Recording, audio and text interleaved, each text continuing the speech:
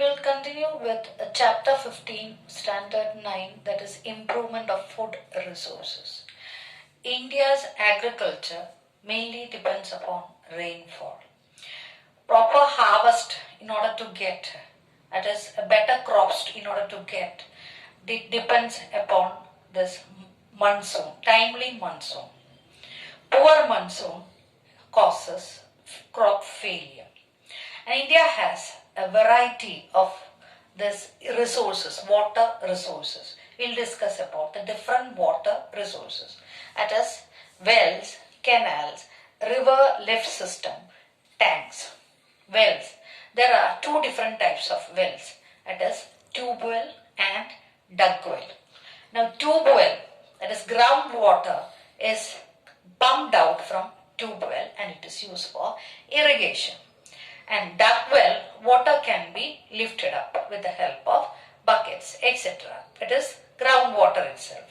Now canals. Canal water depends upon river. The river water which is collected in the canal and that can be used for irrigation. River lift system. Now this river lift system, that is if canal water is insufficient, then river lift system can be used. That is directly water from the river pumped out and can be used for irrigation. Now tanks, they are that is small resources that can be stored in, water can be stored in this tanks and can be used for irrigation. Now let's discuss about the cropping pattern.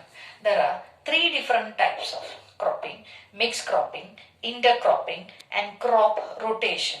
Now mixed cropping. Mixed cropping means that is crops are cultivated, that is different varieties of crops cultivated simultaneously.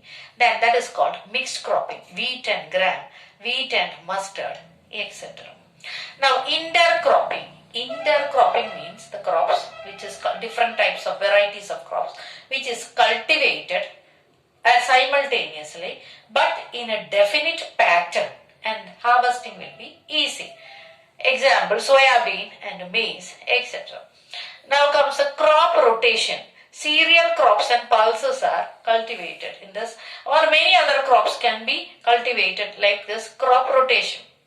Now, this leguminous plant means this pulses comes under that category. Now, this leguminous plants, that root nodules of leguminous plants, rhizobium bacteria is residing. It can fix nitrogenous compound. It can take nitrogen from the free atmosphere and fix in the soil and convert into a nitrogenous compound. So, soil will be rich in nitrogenous fertilizer, such as compound, which is useful for the plants. So, after this pulses, if cereals are cultivated, then the soil will be rich in nitrogenous compound, so no need to add any nitrogenous fertilizer. So soil fertility can be maintained with crop rotation. Now comes the hybridization. Hybridization means breeding of plants. That is, crossbreeding is done in the plants so that from single plant many desirable qualities can be obtained. That is, many desirable qualities that is from the different plants are crossbreeded and that can be obtained from a single plant, which is called hybridization. There are two different types of hybridization: interspecific and intraspecific. Now, interspecific hybridization means that is the crossbreeding is done between different species which is called interspecific, and intraspecific means that is the hybridization which is done with same species which is called intraspecific hybridization. Now again we will discuss about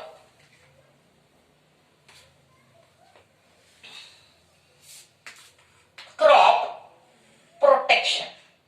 We'll discuss about the crop protection.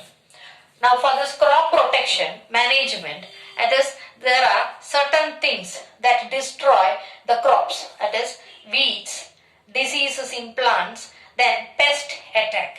Now weeds, what are weeds? Let us see what are weeds.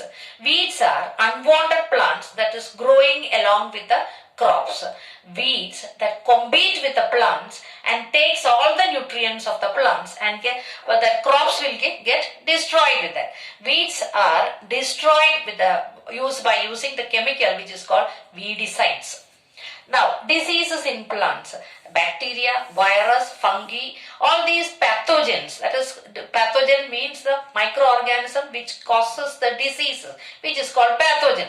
This disease, microorganism can cause diseases in the plants also.